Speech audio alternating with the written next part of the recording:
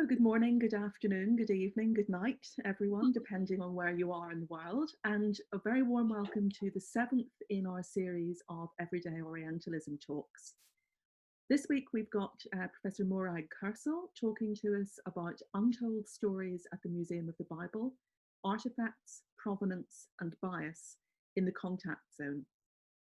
Professor Kersel is Associate Professor of Anthropology at DePaul University, Director of the Museum Studies Minor, and affiliated faculty with the Centre for Art, Museum and Cultural Heritage Law in the College of Law at DePaul University. Her research interests include the Chalcolithic and early Bronze Age periods of the Eastern Mediterranean and Levant, cultural heritage protection, and the public display of archaeological artifacts. Morag is a co-director of the Follow the Pots project, which tracks the movement of early Bronze Age pots from mortuary landscapes in Jordan to the global antiquities market.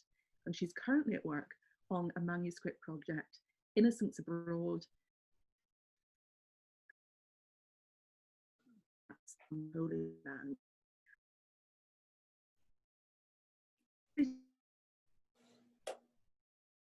Of questions from the audience. I know I've got lots of things to ask about her current projects, but I ask you to please save up questions for the end, and we will, in the chat box, a couple of minutes before the end of the talk, I will ask people to start contributing their questions, which we will then pass on to her. So welcome, Morag, and we're looking forward to hearing what you have to say. Thanks very much. I'm going to share my screen now, and hopefully I will do it correctly. Ooh. It says the host has disabled the attendee screen sharing. Can someone enable that?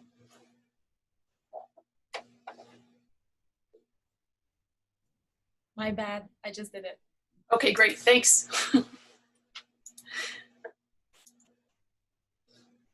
I will. Hang on, there. Can someone give me the thumbs up that this is, you can see it? Or say, excellent, thank you. Yes, it's all right. Working. Okay, perfect. All right, so one of the only good things about the pandemic is that I get to attend all these amazing webinars from across the globe. But today I want to thank the folks from Everyday Orientalism, Catherine Blouin, Osama Ali Gad, and Rachel Maris for including me in such an exciting lineup of speakers. Thanks for facilitating this storytelling moment. And I'm glad that I'm following Girish Jaswani, who set the stage with his own storytelling last month at one of these EO webinars. So I'm going to share my story of interacting with the Museum of the Bible, which began very innocently in the spring of 2017. So I want to thank you all for dropping by, and in the words of my beloved Aunt Phoebe and master storyteller, when she started all of her tours at the National Cathedral in DC, now you're mine, at least for the next 30 minutes.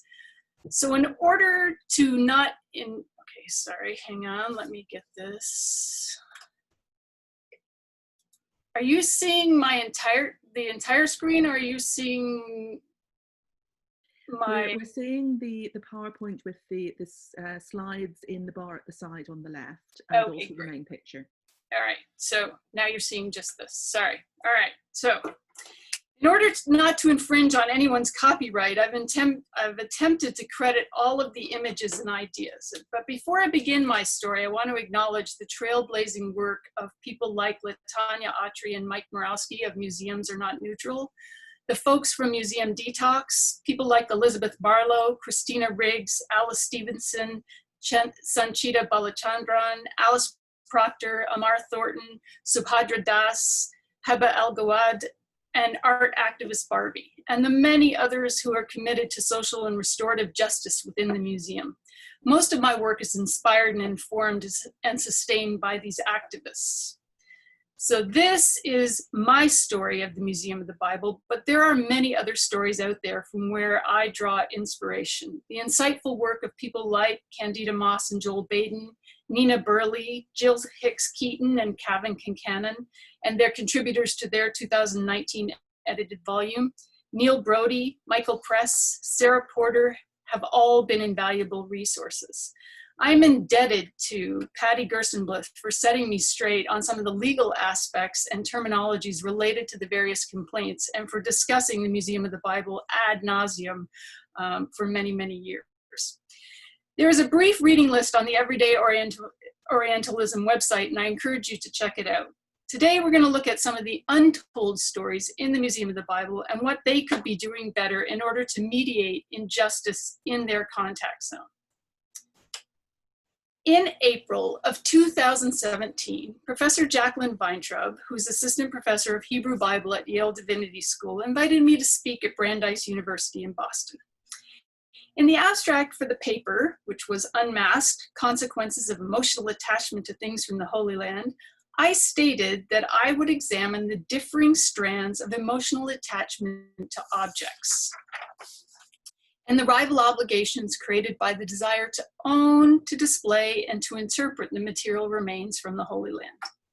My use of the term Holy Land was and is deliberate. It's a deliberate reflection of the geopolitical aligning of the various regional states. The terms Israel, Jordan, Palestine are rarely, if ever, used in museum exhibits. Instead, we get sanitized euphemisms like the land of Israel, the land of the Bible, the West Bank, and the Holy Land. These are the preferred labels within the museums, presenting an apolitical stance and reinforcing the universal museum concept of all for antiquities and antiquities for all. The material manifestations of the region speak to and belong to everyone. I find this to be particularly true at the Museum of the Bible. In the flyer advertising the talk I gave at Brandeis, there were no specifics about case studies, institutions, or sets of artifacts. Nothing about the Museum of the Bible or the Dead Sea Scrolls. The museum hadn't even opened yet. It was slated to open in November of later that year. Yet, on the Monday before my visit to Brandeis, I received an email from David Trowbridge, who at the time was the director of collections at the Museum of the Bible. In his email, which was copied to Seth Pollinger, another Museum of the Bible employee, Dr. Trowbridge introduced himself and then stated that my topic was intriguing and that I should feel free to contact him with any questions about his work at the museum or his previous work with the Green Collection and the American Bible Society. Apropos of nothing, and remember, this is 6 months before the museum even opened and 3 months before we knew of the civil forfeiture complaint, he went on to say, "When I took over 3 years ago, many things were in disarray, not untypical for a young private collection, but we have worked hard to turn the ship around." End quote. Attached to the email was the current museum acquisition policy, which Trowbridge pointed out included the policy concerning provenance and repatriation of items. He concluded the email by saying he would be unable to attend the event, but his colleague Seth Pollinger would probably be there. Out of the blue, I, an untenured junior assistant professor, received an email from a senior scholar about a talk I was giving later in the week. Just let that gatekeeping moment sink in. I replied to his email, thanking him for his message, and asked if the museum had any early Bronze Age pots from Jordan in the collection, because following the pots is really my passion. And in the interest of full disclosure, I also declared in my email that I'd be using museum case studies of the problematic display of Holy Land artifacts from the Israel Museum and from the Royal Ontario Museum in Toronto. On the day of the event, I received a short note from Professor Trowbridge stating that his plans had changed and he would actually be at the talk. After my lecture, in excellent academic hosting style, the first question came from Professor Weintraub. Although I had not discussed the Museum of the Bible, Professor Weintraub asked about rumors, press items, and she specifically referenced the 2016 Atlantic piece by Joel Baden and Candida Moss, murmurings about iffy acquisition practices, the Green Scholar Initiative, and the very controversial Brill publication on the Dead Sea Scrolls in the collection. Professor Weintraub wanted to know if I thought the museum had an image problem even before it had opened. I knew that somewhere out there in the 30+ people sat David Trowbridge and Seth Pollinger. Standing at the front of the room, I could see Professor Weintraub and someone whose face had turned a very deep shade of red. So rather than answer, I suggested I would let Professor Trowbridge answer the query about the museum's image problem, and then I would weigh in. In defense of the museum, Trowbridge stated forcefully the following. The museum was not the Green family or Hobby Lobby. It had a robust acquisition policy. It was a member of the International Council of Museums. It had legitimate material on display on loan from the Israel Antiquities Authority and other reputable institutions. They don't collect archaeological artifacts, and the Museum of the Bible is a 501c3 nonprofit serving the public, not a faith community. And here I recommend that you look at the work of Jill Hicks Keaton and Kevin Kincannon for various critiques of that position on the evangelical mission of the underlying evangelical mission of the Museum of the Bible. The tirade ended with a resounding, "We do not have an image problem." And here I'm using all caps and bold to indicate the forcefulness of the reply. To which I answered, "Perhaps you do." Before its November 17th launch, the Museum of the Bible, located just south of the National Mall in Washington, D.C., near many of the Smithsonian Institution buildings, had an image problem. But how is that possible? How is it possible in this moment of decolonization? And I encourage you to consult the work of Tuck and Yang from 2012 for a critique of the term decolonization. In a time of critical examination of museum ethics and practice, amidst calls for repatriations and reparations and moves towards restorative justice, and here I suggest you look at the recent work of Neil Brody in 2020 on the Museum of the Bible and restorative justice, a brand new museum is embroiled in controversy over the study, acquisition, and display of archaeological artifacts.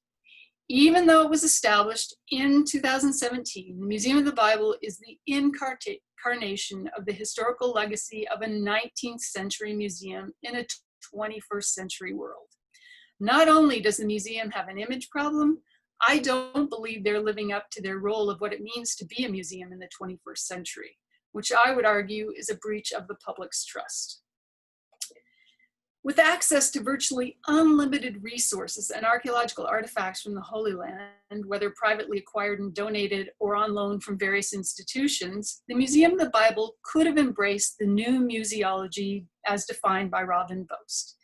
That's a space that promotes education over research, engagement over doctrine, and multivocality over connoisseurship. At the core of new museology is the premise that the museum is neither the center of research nor primarily a collecting institution, but the vehicle for education and engagement. The various interactive displays and exhibits, which all demonstrate the importance of the Bible, embody the mission of the Museum of the Bible. They could and should have been the model contact zone and the epitome of the new museology. However, this is not what the museum is, and I don't actually even think it's what they want to be. Instead, things from the Holy Land, and I'm only going to focus on these elements of the Museum of the Bible. I'll leave you to visit and read about the evangelical message in the display of Bibles, so many Bibles. I encourage you to consult with the work here, Museum of the Bible, A Critical Introduction by Hicks Keaton and Kincannon, and the various authors in there. So the museum displays many of their artifacts with little or no didactic material. The museum goer is left to admire the artifacts as objets d'art. These glass pieces are on loan from the Israel Antiquities Authority. They lack any accompanying descriptions of date, archaeological find spot beyond the moniker Land of Israel, or function. But not far from the ancient glass are fragments of Dead Sea Scrolls. These tiny scraps of text offer some of the earliest contemporary evidence of religious thought and theology in the 1st century Judea. The Dead Sea Scrolls are powerful symbols which have come to represent many things to many communities. And I suggest here you look at the recent work by Molly Zahn on the Dead Sea Scrolls. The exhibit, now more than ever, is a test of trust and integrity in presenting these objects to the public. At the same time, this story I'm telling may, it just may, offer the promise of restorative justice and doing better at the Museum of the Bible. The trope of museum as contact zone might appear dated, but it provides a really useful lens with which to scrutinize elements of presentation at the museum. Collaboration, community involvement, and ongoing dialogue with various museum constituents result in the ideal contact zone of Mary Louise Pratt. In a nuanced examination of the neocolonial museum, Boast reveals a dark side of the contact zone, where museums unable to shake off their 19th century colonial vestiges still retain power in terms of what to collect, what to exhibit, and how to label and interpret what's on display. In reflecting on the sustainability of the contact zone, Amber, Clifford, and Napoleon suggests that a challenge facing museums is also finding a place that values both voice and perspective, the visitor and the visited. There is definitely bias in the contact zone, but I think there could be less bias and structural injustice if museums were more honest and transparent in their display and interpretation. So while in DC for the American Anthropology Museums in December of 2017, a month after the museum opened, I visited the museum for the first time with my longtime collaborator, York Rowan. With us that day were two DePaul University anthropology seniors who were presenting posters at the AAAs. Emma and Stephen knew that I had a research agenda, but neither had taken my anthropology and museums class, so they went in with open minds. They knew nothing about the background of the Green family, the Hobby Lobby, or the Museum of the Bible. These recent graduates of DePaul were two of the most intellectually curious and thoughtful students I had encountered at DePaul, so I was delighted to visit with them. Peppered throughout the exhibit are various facsimiles of famous inscribed artifacts, like the Cyrus cylinder, the Meshe stele, and the Merneptah stele, and the Great Isaiah scroll. I'm indebted to Getty curator Dr. Judith Barr, who mentioned this mislabel, which I correct here, and which the museum has corrected since we alerted them to the issue. The labels were wrong here. So these items are all referred to as facsimile. Why don't they just call it a replica, was Emma's query when given the definition for facsimile. Sarah Porter suggests that it's difficult to avoid the thought that the labels opt for the term facsimile instead of the more straightforward replica or copy in an attempt to obfuscate the truth and bolster the look and feel of the collection. On some of the Dead Sea Scroll labels, the term original appears, but in a place that's somewhat confusing. What's original here? The date, the manuscript, the location? What's the thinking behind the curatorial decision-making in creating this label? In assessing the label, I wonder if museum visitors know that the West Bank is in modern-day Palestine and not Israel. We know the names of the Bedouin who found the Dead Sea Scrolls. Why are they missing from the label? After 4 visits to the Museum of the Bible and time spent watching people interact with the Dead Sea Scrolls, I propose that even if the average viewer in the contact zone doesn't care if the scrolls are real or fake, or if they were purchased legally or illegally, the story should be told. In a single exhibit label, the Museum of the Bible uses its position of authority to tell the public how to interact with the materials and what to think about the Dead Sea Scrolls on display. There's no room for the materials, there's no room for collaboration or consultation, nor space for the visitor to respond either negatively or positively to the information they're provided. The museum fails in its promise as a contact zone. According to Candida Moss and Joel Baden, between 2009 and 2014, Steve Green, who's the owner of Hobby Lobby and the chair of the board of the Museum of the Bible, purchased some 40,000 objects. Among those things, Green bought 16 fragments of Dead Sea Scrolls, which he donated or loaned to the Museum of the Bible. In 2016, a team of scholars published 13 of the scrolls, these donated fragments, in a volume published by Brill.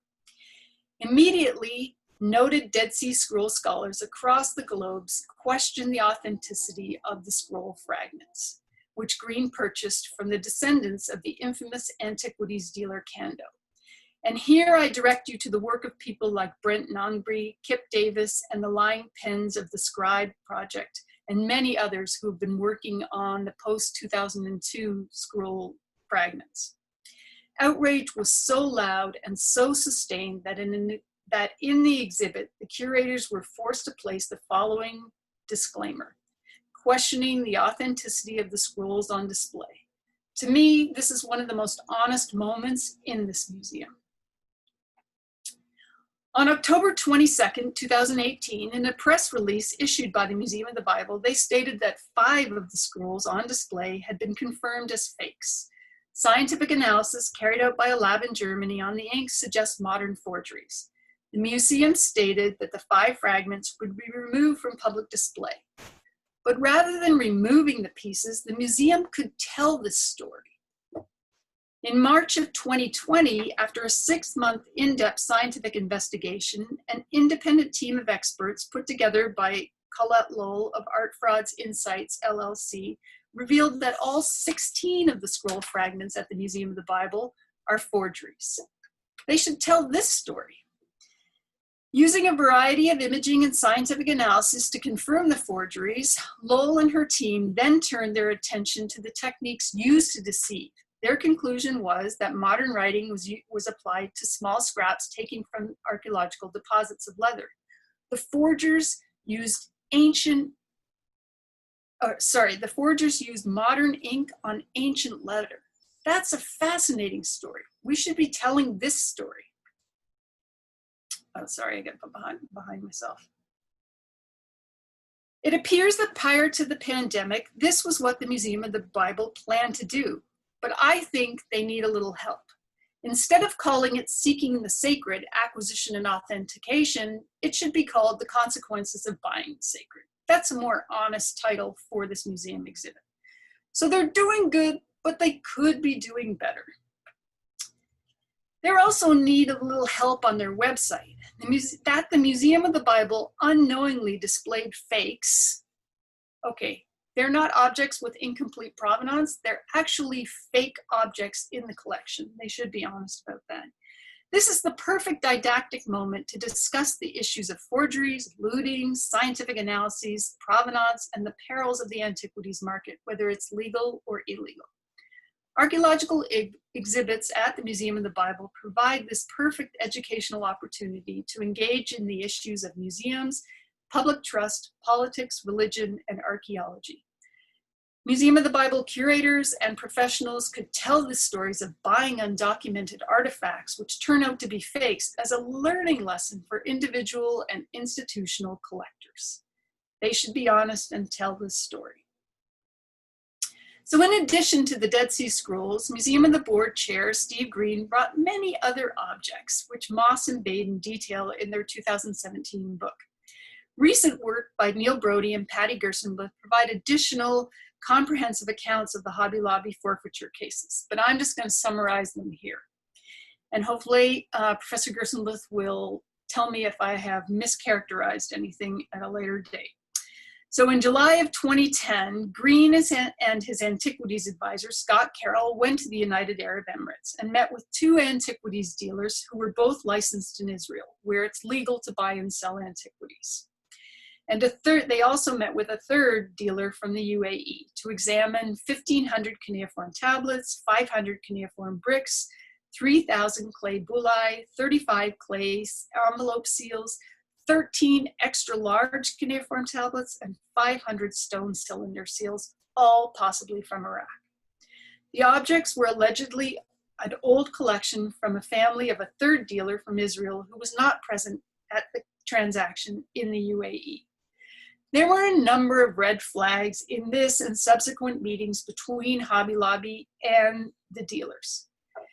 Dealers in Israel offered antiquities from Iraq for sale in the UAE. Some of the material for sale was the property of a 3rd dealer who was licensed by Israel and purportedly part of his family's collection since the 1960s. He was never part of face-to-face transactions, and it was also revealed that at one time this material was once located in the US. Once purchased, the antiquities were shipped to 5 different Hobby Lobby store location addresses in Oklahoma. They were small shipments of 1 to 3 boxes so as not to alert or garner attention from customs agents. On the customs declaration form, cuneiform tablets were labeled fraudulently as ceramic tiles or samples. The country of origin on the customs declaration form was listed as Turkey, not Israel or Iraq. Originally, the collection was valued at over $11 million, closer to 12 million actually. The dealers offered the collection to the Green family for just over $2 million, and the eventual sale price was $1.6 million. That's a pretty big reduction. Payment from Green was sent to 7 bank accounts associated with 5 different individuals. That's a lot of red flags. In January of 2011, US Customs and Border Protection seized 5 packages falsely labeled as originating in Turkey. The items arrived at different Hobby Lobby addresses labeled only as ceramic tiles or clay tile samples. Following its investigation, Customs and Border Protection seized roughly 3,500 objects, 450 ancient cuneiform tablets, and approximately 3,000 ancient clay bullae. In July 2017, after a 6.5-year probe, the U.S. Attorney's Office in Brooklyn filed a civil forfeiture complaint as part of a settlement agreement with the Arts and Crafts Company. As part of the agreement, or the forfeiture complaint, or the complaint compelled the Oklahoma-based corporation to forfeit cash proceeds in the amount of $3 million and the artifacts related to the unlawful imports. They also mandated that the company's personnel should attend workshops in ethical collecting practices. So there's much confusion around the term forfeiture, which most people conceive of as a fine. The settlement agreement, and I found Neil Brody in his most recent article, his explanation for this was the clearest to me. So the settlement agreement explicitly states forfeiture, which is something different from a fine. It's a recovery of money which was wrongfully received, not a punishment for wrongdoing. Hobby Lobby and the Green family admitted their guilt. And in response to the forfeiture, Green stated, "Some regrettable mistakes were made because we didn't understand the rules for properly bringing antiquities into the country." Were they the naive collectors who didn't ask difficult questions about archaeological find spot, legal exportation, ownership, or were they blinded by their desire to own artifacts? Were they innocent buyers? Were they the innocent buyers they claimed to be? No. Because in August of 2010, before they started buying in earnest, they consulted with a legal expert on the acquisition of artifacts, but willfully chose to ignore the advice they received from leading cultural heritage law expert Patty Gersel. Most of us won't even buy a car without checking the Carfax or the VIN number or taking it for a test drive. They bought 40,000 artifacts and manuscripts without doing thorough due diligence. They are not innocent buyers. You may be asking yourselves how Steve Green and his consultant Scott Carroll, folks who spent millions of dollars on artifacts from the Holy Land, ended up in this predicament. Michael McCullough, who's the lawyer for Hobby Lobby, suggested that after the deal was completed in the UAE, the dealers assured Green that they would take care of the paperwork and the shipping arrangements. The artifacts did not pass through Israel. Instead, they were shipped directly from the UAE to the United States, with the Israeli dealers allegedly arranging the sale and coordinating the shipment. Mr. McCullough went on to say that the forfeiture was the result of, quote, low-level folk making poor decisions, end quote. Poor decisions to use FedEx and the International Post, to ship to different addresses, to mislabel.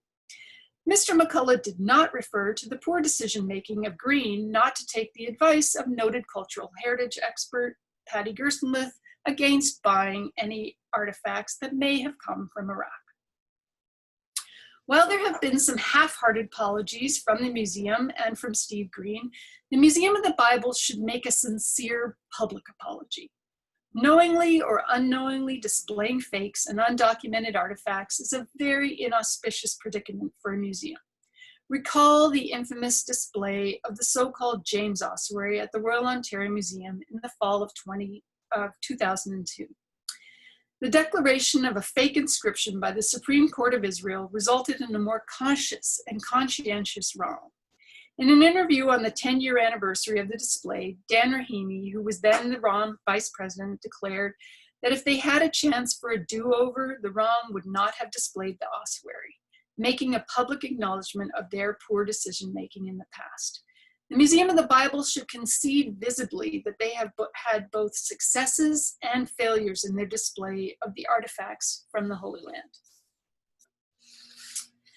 But the fun never ends. With Steve Green, Hobby Lobby, and the Museum of the Bible in May of 2020, a complaint was filed by US federal prosecutors who are seeking the return to Iraq of a roughly 3,500-year-old clay tablet, which was purchased by Hobby Lobby for display at the Museum of the Bible.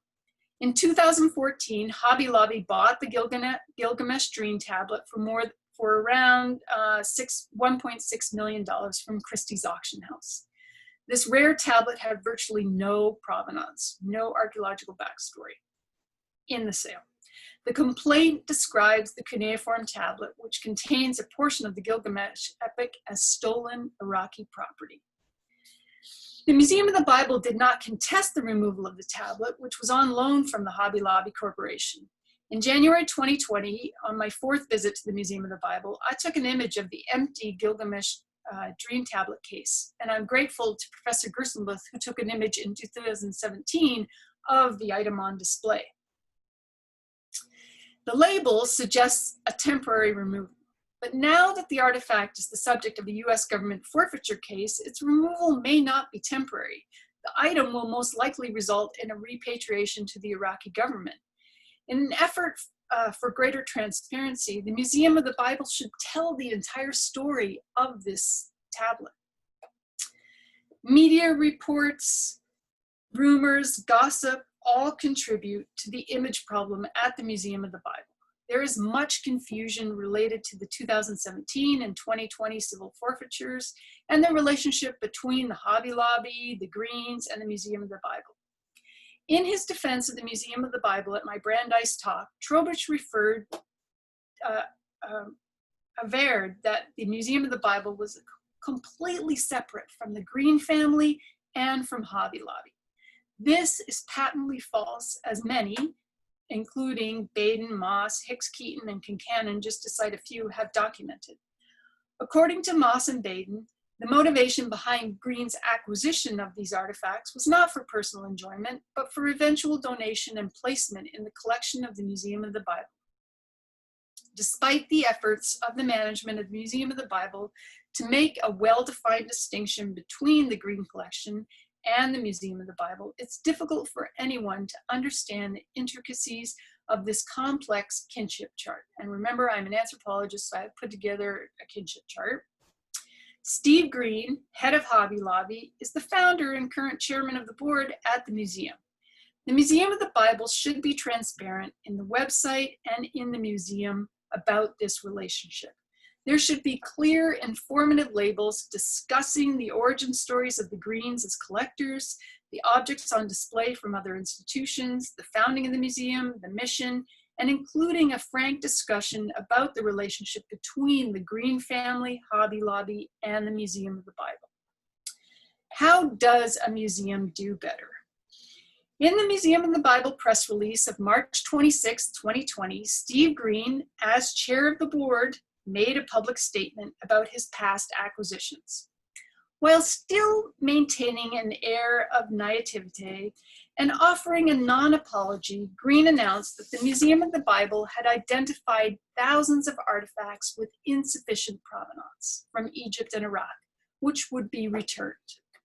While according to some, the proactive return of the artifacts to Iraq might be a move towards decolonization and restorative justice at the Museum of the Bible, others are not so enamored. Green's statement in the press release, quote, "I made a decision many years ago that moving forward, I would only acquire items with reliable documented provenance," end quote, should give us all pause.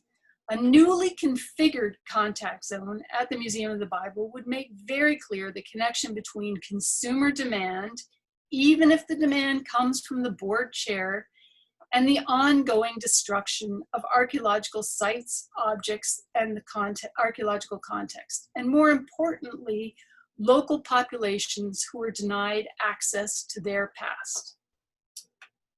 The day after my Brandeis talk, I received an email from David Trowbridge offering to send me a copy of the Brill volume and apologizing for his outburst. Quote, "I'm still embarrassed that I lost my cool for a moment and appreciate the way you handled it," end quote. The museum had received a lot of bad press and did have an image problem. Rather than going on the offensive, Professor Trowbridge should have discussed how in this moment of decolonizing contact zones, it's hard to be a museum curator. After all, the museums don't speak for themselves, and in order to get people to engage with the Bible, as stated in the Museum of the Bible mission, the museum has to engage with visitors. But as Latanya Autry and Mike Murawski remind us, museums are not neutral spaces. They never can be, and they should embrace this in their contact zones. How does a museum repair an image problem? I think by telling stories. So I thank you, and I look forward to questions, and I'm going to unshare my screen now. Yes. Well, thank you very much, Morag. That's given us an awful lot to think about, especially those of us who've had our own dealings with the Museum of the Bible and with auction houses. And there's some very essential questions you brought up, and include the very purpose of what a museum is there for. So the questions, you're welcome to type questions into the chat, and I'll pass them on to Morag.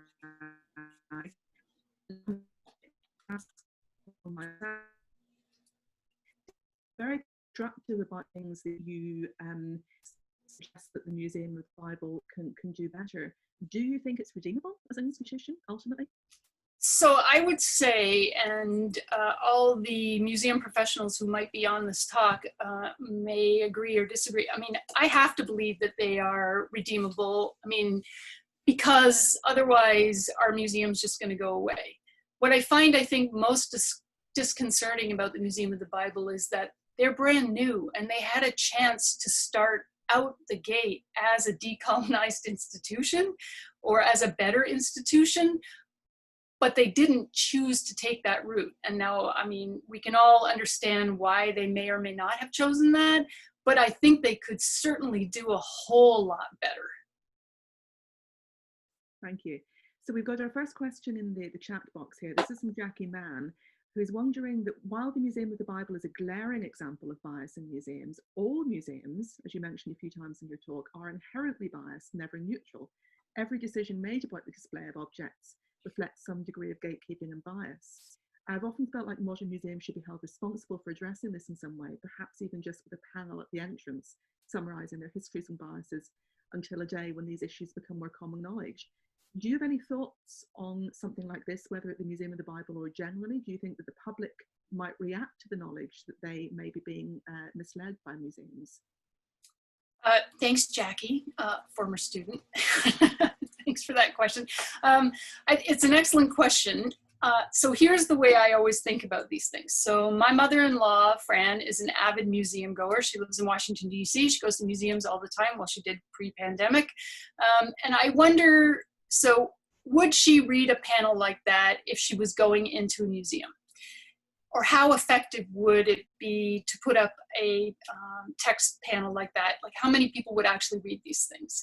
And I actually don't know the answer to that, because my mother-in-law is quite, you know, she visits lots of museums and reads a lot of the panels, but I'm just not sure whether or not what she would take away from something like that. I also, last week, was in a webinar on teaching across the classics and how we can be better accomplices in our teaching. And it was made clear to me in some of the comments from people in the webinar audience that, you know, the decision-making doesn't just rest with the curator. And we have to think about a single label is not just the craft of one person. It goes through a lot of checks and balances. And so I'm wondering also if in a place like the Museum of the Bible, if you wanted to put something like that up, would it have to go up as far as the chairman of the board, who would clearly maybe not want all that information out there? So I'm really not sure. I mean, you're right. Every museum is inherently biased, and every museum should acknowledge this. But where and how they should acknowledge this, I mean, I'm just going to defer to my museum colleagues to maybe weigh in on that. Thank you. So I'm going to group a couple of questions together. We've got three now which address really, really big structural topics. Taylor Pearlstein asks, points out that the Museum of the Bible's provenance issues aren't unique to them, but are an issue with many private nonprofit museums in the US. What are your thoughts on broader solutions to these issues? So let's hold on to that thought for now. Catherine Blouin is struck by how the main actors at the Museum of the Bible are men, and do you have any thoughts on about how this story intersects with gender politics in academia, museums, and the antiquities trade? And Alexander Nagel also points out the connections with cultural diplomacy, and your experience working in DC circles. What, if any, should be the role of the US government here? So I'll take Alex's question first, I guess, because the role of the US government I'm not sure exactly what you're asking me, Alex. I mean, you know that the artifacts that were seized, the US government played a role in that. And are you asking beyond that kind of role, or whether or not the US government should have a role in deciding or dictating how individual museums present their artifacts and exhibits to the public? So I'll leave it there, and maybe you can. The response is yes, the last one. Sorry, Rachel, you kind of broke up, so I didn't catch what was the response. Sorry, and I should be reading this too. The response from Alex Nagel is yes, the last one. I personally do not think that the US government should be dictating to museums how they display or interpret objects. I mean, I think that if you are a Museum of the Bible and you have Iraqi material, you should be consulting with people in Iraq about how they want their material, if they want their material presented, and how they want it presented. So Rachel, I'm sorry, I've lost the plot on the first two things. I'm sorry about that. I'm not a very good multitasker, I'll just say. I grouped too many big issues together.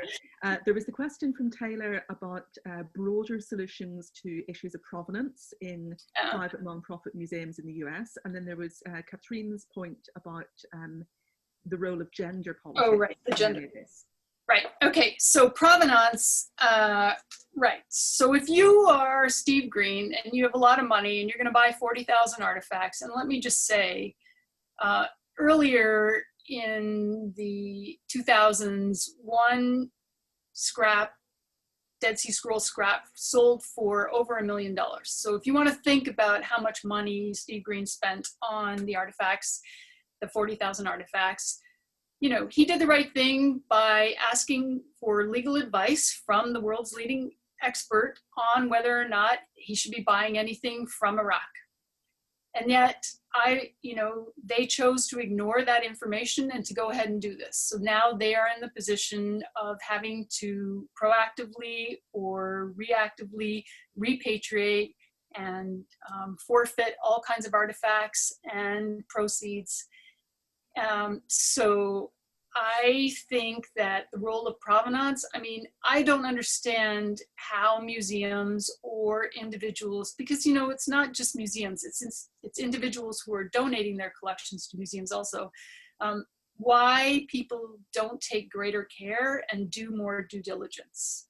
We have many resources. I know that there are lots of creative ways to obfuscate provenance and to create provenance, but there are also a lot of great tools out there in order to investigate provenance. So I don't understand why individuals and institutions aren't taking greater note and aren't making greater efforts to uncover what they're buying before they buy. but I would place a premium on that, as have some museums, because we now have provenance curators at some museums in North America, which I think is a great step forward. Gender. So Katrine, you want to know about gender? Yes, it's lots of males. And in my experience, and I've spent 20 years speaking, most of my life has been looking at the trade in antiquities and how artifacts go from the ground to the consumer, both individual and institutional buyers. Most of the individual buyers of high-end material, like the Steve Greens, are male. And so it is very gendered, and you know, most of the directors of the high-end museums or the big universal museums are also male. So it is gendered, and I'm not sure I can explain much more than that. I just know that it's a phenomenon. Rachel, I know you have to go. No, I don't have to go for another 25 minutes. Oh, okay, so, sorry. Oh, so I was, so okay, I'm going to keep hitting you with questions if that's okay, because there are. No, it's great. Yeah. Great. And I see there are tons of questions here, so hopefully if I don't get them to them all, I will get to them later, because we'll keep If by chance we don't make it through all the questions, I will be saving as a text file what's been in the chat box, and I'll be passing it on to Morag. So if I don't get to anyone's question, rest assured that she will get your comments. So the next question is from Kirsten Neumann, who is curious if during your visits to the Museum of the Bible, you were able to get a sense of what level of knowledge the staff had about the acquisition history and origins of the collection, as well as the connections with Steve Green and Hobby Lobby, ranging from the curators through to those who were giving tours and interacting with visitors. So excellent question, Kirsten. Thank you very much. And I did spend lots of time talking to people, including, you know, security guards and people working in the gift shop, and also went to a couple of demonstrations by various curators. It was unclear. In most cases, I will say the most honest people was in December of 2017, when they had just opened, and there were a lot of hiccups, and there were some still, you know, as one museum attendant said to me, it's like building the plane while you're flying it, because they were in the midst of, you know, this grand opening, but there was still lots going on. So people were most honest then, but even then people were very, I guess I will say tight-lipped about making any statements about a connection to Steve Green or Hobby Lobby, or commenting on any of the provenance issues. It's something that generally people didn't really want to talk about while I was in the museum.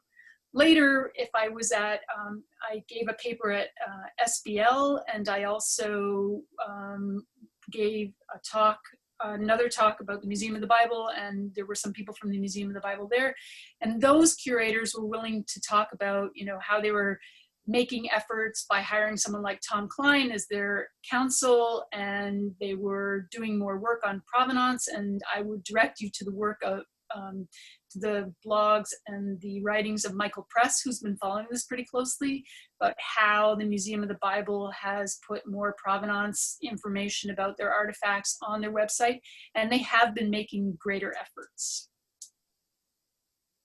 But they could be doing better, I would just say. It's interesting, isn't it, when you think about how much museums rely on the kind of the goodwill, free labour of people who volunteer to give gallery tours and so forth as well, wondering how many people are inadvertently getting themselves into something that they may not quite be able to, I don't know what the word is I'm looking for, not handle. I mean, it may not be quite what they intended. Well, it did seem to me that whenever I asked someone, you know, and I would go on many of the tours, like they have a recreated Nazareth village, and everybody is in period costume, and they speak in period, I guess what they think is period language. Yes. So even if you ask them, you know, they would be, many people would be taken off guard if you asked about provenance or asked any sticky questions. And so they would basically be like, oh, I don't know anything about that. You'll have to ask somebody else. And so I got a lot of that as well. I bet. We've got a question from Emily Holtzman here, saying many of your examples today were illegally acquired stolen objects, but as you talk about a decolonizing mindset in museums, I wonder how you suggest museums address legally acquired stolen objects, namely objects taken from colonized peoples. This is another big topic. Yeah, so that's a really big topic. Yes, and that actually, it's a great question, and it is another huge topic. So at the Museum of the Bible, because that's what we're talking about today, they have a number of artifacts that are on display, that are on loan from either the Israel Antiquities Authority. In fact, the upper floor is solely curated by the Israel Antiquities Authority. And then they have some artifacts on loan from other institutions like Bob Jones and Liberty University and some places in the American Southwest. So those pieces, were they purchased legally or illegally? It's unclear. I don't really know what the provenance, and if you go online, there's not a lot of provenance because it just says on loan from this, and you'd have to, backtrack and do more research at places like Bob Jones. But did they come from Israel proper? Do they come from the Palestinian territories? Whose permission gave permission? It's a really interesting question. And it's one I think that museums often sidestep because they say things like, well, it was purchased during the legal period or before the 1970 convention, or, we had every right to buy this. But in this moment, should we, how can a museum be more intellectually honest? Well, they can tell that story that these are controversial things that may or may not, that are contested, and we should or shouldn't have this. And even just having a second label that says that gives the viewer or the person in the contact zone, and let me just say that a contact zone can be the entire museum or it can be the individual object. So the person interacting with that individual object could be thinking twice or thinking differently about what they're looking at. Well, since you brought up the IAA, I'm just going to link this to another question on a similar topic we have and go slightly out of order here. This is from Liat Naya. Apologies if I'm mispronouncing anyone's name at any point. Thinking of the IAA's role in legitimizing the Museum of the Bible, is the IAA's support of the Museum of the Bible different or similar to their support of, say, the Bible Lands Museum in Jerusalem, which is another privately owned museum that is Bible-oriented? Okay, thanks for this question. This is one very near and dear to my heart, and I'm on research leave this year, and part of my research leave is on what I call occupied objects, which is looking at objects that shouldn't, or that are in institutions that were taken under suspicious circumstances. And I would consider everything in the Bible Lands Museum to be that. And because I have worked for a very long time in Israel, Palestine, and Jordan, these are going to be a lot of my case studies. So I appreciate this question. So thanks very much. So as to the IAA's role in legitimizing the Museum of the Bible, I'm going to let the IAA speak for that. I believe that by having an entire curated element on the top floor, they're probably the only, everything up there has a label, says where it comes from, was probably excavated. Are they giving legitimacy to the Museum of the Bible? Sure. Should they be? That's personally, I don't think so, but they must be getting something out of it. I'm not sure what it is, because there again, this is questions that people are pretty tight-lipped about. And I think there are a lot of parallels with the Bible Lands Museum and the recent exhibits that the IAA has mounted there as well. It's a great question. Thank you. Thanks. So we'll go back a bit into order with the questions in the chat. Julian Hirsch wonders whether the image problem with the Museum of the Bible has extended over to what is the museum's possibly most evangelical constituency, and are these mostly evangelical constituency, and asks whether these half apologies for this community rather than for apologize, I'm garbling the question slightly, I'll read it directly. Are these half apologies for this community rather than for us, in inverted commas? More directly, do you think they care about what we think and are willing to change for the sake of good museum practice rather than broader public relations issues? Thanks, Julian, also a friend. So I'm glad to have this question. So I would ask you, do you think that Steve Green needs to apologize to the evangelical community? I don't think so. So I think he does it more for actually the countries from where these artifacts come from, not for the evangelical community or for us, as you've suggested. But one of the things that I think is interesting about your question is the element of are they willing to change for the sake of the good of the museum practice? So I don't want to be weirdly self-aggrandizing, but I gave a version of this talk at the SBL meetings, and afterwards, one of the curators from the Museum of the Bible came up to me and asked for a copy of my paper and said that they were going to take on board some of the recommendations I've made. And so I gave him all the information, happy to do it, because if they're going to make a change, that's great. And I believe that moving forward, some of their, the greater emphasis on provenance and more intellectual honesty in their labeling might be the result of not just the paper I gave, but the outcry of scholars like Roberta Mazza and Candida Moss and Joel Baden and Jill Hicks-Keaton and Kevin Kincannon. I mean, I think that the tide is turning, and it's not just about their evangelical base, but it's about also public image and reputational harm. So I do believe that they are willing and trying to be a better place, but there is a lot of room for improvement. So we're going to stay with the evangelical question for a moment. This is from Stephanie Elkins Bates. Who says, do you think the reason the museum is hesitant to tell the real story of acquisition is due to the underlying evangelical agenda? When something is done with the intention to propel people to a higher purpose, aka leading people to Christ, do you think they're willing, even if they publicly state they are, to deter from their purpose in order to tell the honest story of illegal antiquities and fakes? And she adds that having grown up in the evangelical South, I know how the overwhelming mission of the church can cause people to make questionable decisions, only to excuse it as the higher purpose seems to trump the mistakes.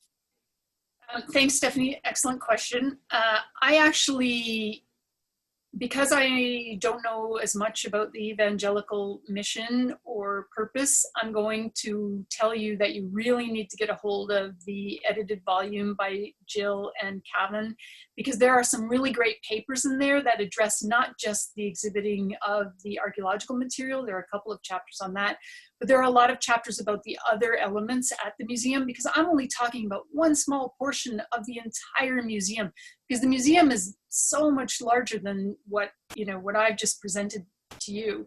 So I would say that the answer to your question probably lies in one of the papers in that volume, and I'm not really qualified to answer that, but it's a good question. Thank you. Thanks. So our next question asks about something actually I was interested in finding more about as well, which are these poor folks who have to dress up as people from ancient Nazareth and hang out in a recreated village. This is from Katie Boyce-Jusino, who says one of the major attractions to the museum are the immersive living history spaces, like the recreation of Nazareth, that are largely ahistorical. How do you understand the relationship between those spaces and the more academic artifact display areas? In your vision of what would be required of the museum going forward, how do you see the role of those spaces? For example, would they need to be scrapped? Thanks, Katie. That's a really great question. And I have to say, I don't think they should be scrapped, because they clearly are what the people want. And if this is, part of the mission of the Museum of the Bible is to engage with the what life was like in ancient Nazareth, then they're completely meeting that mission. So you saw an image of myself with Stephen and Emma. We were in the Nazareth village. What I didn't say was that one of those students, their background was evangelical, and they didn't realize that the museum was based in evangelical, and they found it fascinating in the moment when we were visiting the Nazareth village, because when you would engage with the interpreters, they would not break their role at all. Like, even to talk about artifacts that they were holding. And if you said, oh, I saw one of those upstairs on the 4th floor, blah, blah, blah, they we're only maintaining that they were in Nazareth in whatever period, you know, 1st century. So there is a complete disconnect between the artifacts that are on the 4th floor and what's on display, many of them complete replicas of what's on the 4th and 5th floor in the Nazareth village. So it's an interesting element, but I don't think it should be scrapped because it's clearly meeting the mission of the museum. But I think there might be room for a greater tie-in in the more academic or intellectual exhibit that's on the 4th floor of the artifacts, where they could say, you can see this in the recreated Nazareth village on the 3rd floor in use, how it might have been used in the past. There could be more tie-in, and I think there could be a greater thematic message. It's a bit like Westworld, isn't it? That doesn't Yeah. look like anything to me. Yeah. In many ways, yeah. So Elizabeth Marlowe is building on Stephanie's previous question about the evangelical agenda and audience. Do you think the Greens' desire to show that the text of the Bible has been consistent since the beginning makes them unusually vulnerable to forgers who create objects that they know the Greens will want because they support this claim about the biblical text? Thanks, Liz. That's an excellent question. So as I mentioned, my job, my research life has been investigating the trade in antiquities. And in every summer, except for this summer, I usually go to the old city, meet with people who are buying things, meet with people who are selling things, talk about, and this is all with IRB approval with an ethics protocol. And often, I noticed in 2010 that something weird was going on in the market, and people who would normally speak to me wouldn't speak to me, and I couldn't figure out what was going on. And then Candida Moss and Joel Baden wrote their 2016 Atlantic piece, where I realized that one person was moving the market, was buying everything and moving that market. So could it make him vulnerable to forgers? Yes. But I think actually the demand for Dead Sea Scrolls did not just rest with him. The demand for scrolls and textual material is long, you know, has a long history. And so I think for textual writing and for inscriptions, there has always been a move or an impetus to make forgeries because there's always been demand. It's something that never diminishes. Other things go in and out of fashion, but texts and inscriptions never go in and out of fashion, especially anything related to the Bible. So it might make them more susceptible, but I don't think any more susceptible than someone like Musayev, who was buying a lot of texts as well, who once admitted to me that of course there were forgeries in his collection because there has to be, statistically as so many things, there have to be fakes. So I think it makes the market susceptible to forgeries, but maybe not specific to the Green family. Thank you very much. Thank you for being such a good sport and taking so many questions for such a long discussion period. Happy to. We're going to leave it there and let Morag have a well-earned rest. If you'd like to find out more, she's got a bibliography at the link that I've just put in the chat box. And we very much hope that you will join us for our future Everyday Orientalism talks, which are also advertised on our blog. But I hope you will join me if you want to switch your microphones off for a second in a round of applause, and thank Morag very much again for such a thought-provoking talk. Thanks, everybody. And I encourage you to drop by. Roberta Mazza's giving one of these EO talks in the next little while, and she will be following up on this, and she really knows her stuff. It's going to be good. Great. Thank you again, Morag. Bye. Thanks, everybody. Thanks for the great questions. Bye.